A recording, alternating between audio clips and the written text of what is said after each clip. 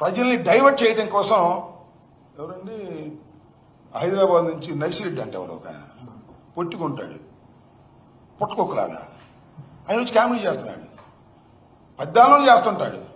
ఏమంటాడండి ఆయన? తెలంగాణలో ముక్కోడు పోయాడు, ఇక్కడ తెక్కోడు పోయాడంట. ఏం మాట్లాడుతున్నావు? ఏమైనా చంద్రబాబు నాయుడు గారు నువ్వేమో నవ్వుకుంటున్నావా ఏంటిది?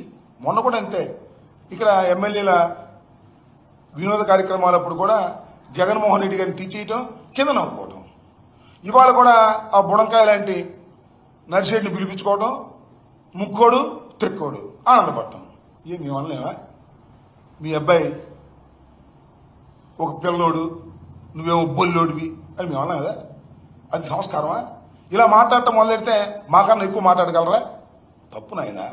తెక్కోడు గిక్కోడు ఇట్లాంటి మాటలు కాదు. వ్యక్తిగతంగా మీరు మాట్లాడటం మొదలెడితే అంతకన్నా వ్యక్తిగతంగా మాట్లాడగలమని కూడా ఈ సందర్భంగా నేను మనవి చేస్తున్నా. అంతేకాదు తల్లి చెల్లి అని మాట్లాడతాడు. ఎవరు? ఆ పిల్లోడు తల్లి చెల్లి అని మాట్లాడతాడు. అదే మాట్లాడేటువంటి కార్యక్రమం చేస్తే మేము మాట్లాడలేగా. చంద్రబాబు నాయుడు గారు మీ తల్లి ఎక్కడ, మీ చెల్లి ఎక్కడ? ఎప్పుడన్నా మీ తల్లి గురించి మాట్లాడారా? ఎప్పుడైనా మీ చెల్లి గురించి మాట్లాడారా? మొన్నే కదా గృహప్రవేశం చేశారు, మీ చెల్లిని ఏమైనా తీసుకెళ్లారా? ఏమయ్యా లోకేష్ గారు, ఓ పిల్లోడా, నువ్వేమన్నా మీ మేనత్తలకు ఎప్పుడన్నా బట్టలు పెట్టావా? మీ మేనత్తలు ఇంటికి పిలిచావా? ఇట్లా కుటుంబ విషయాల గురించి మాట్లాడటం మొదలెడితే మేము మాట్లాడగలం అనే విషయాన్ని దయచేసి మర్చిపోవద్దు.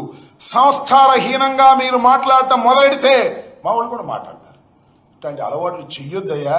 చంద్రబాబు నాయుడు గారు, నీ దగ్గర సరుకు లేదు, నువ్వు చేసినటువంటి వాగ్దానాలను నిలుపుకున్న పరిస్థితి లేదు. మహానాడులో గావు కేకలు పెట్టి ఏదో సెక్స్ అయిపోయిందనే కవరించేటటువంటి ప్రయత్నం చేస్తున్నావు తప్ప సక్సెస్ కాలేదు సరిగదా. అనుకున్న స్థాయిలో విజయవంతం కాలేక గావు కేకలతో మహానాడు బ్రహ్మాండంగా జరిగిందని కవరించుకునేటటువంటి దౌర్భాగ్యమైన పరిస్థితికి ఓ నారా చంద్రబాబు నాయుడు గారు మీరు దిగజారిపోయారు. ఇది దయచేసి గుర్తుపెట్టుకోమని కూడా ఈ సందర్భంగా నేను చెప్పదలుచుకున్నాను.